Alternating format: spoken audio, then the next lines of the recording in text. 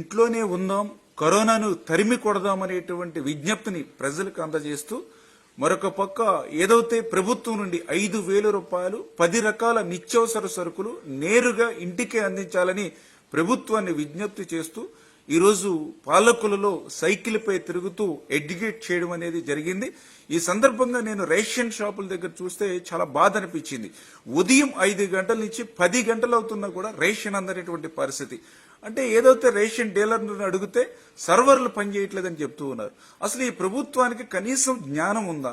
ఇటువంటి క్లిష్ట సమయంలో కూడా సర్వర్ల మీద ఆధారపడి గంటల తరబడి క్యూ లైన్లో పెడితే ఇంకా లాక్డౌన్ వల్ల ఏమి ఉపయోగం అని చెప్పి ప్రభుత్వాన్ని ప్రశ్నిస్తూ ఉన్నా.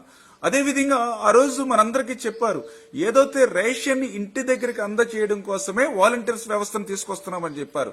కానీ ఈ రోజు కష్టకాలంలో కూడా వాలంటీర్స్ ద్వారా ఇంటికి రేషన్ ఇవ్వనప్పుడు సంవత్సరానికి 4,000 కోట్ల రూపాయలు వాలంటీర్స్ కి జీతాలు ఇవ్వాల్సినటువంటి అవసరం, ఆ భారం మన మీద పడవలసినటువంటి పరిస్థితి ఎందుకు అని చెప్పి ఈరోజు ఈ ప్రభుత్వాన్ని అడుగుతూ ఖచ్చితంగా ప్రతి కుటుంబానికి 5,000 రూపాయలు 10 రకాల నిత్యావసర సరుకులు నేరుగా ఇంటికే అందజేయాలని చెప్పి మరొక్కసారి ఈ ప్రభుత్వాన్ని గట్టిగా విజ్ఞప్తి చేస్తూ ఉన్నా.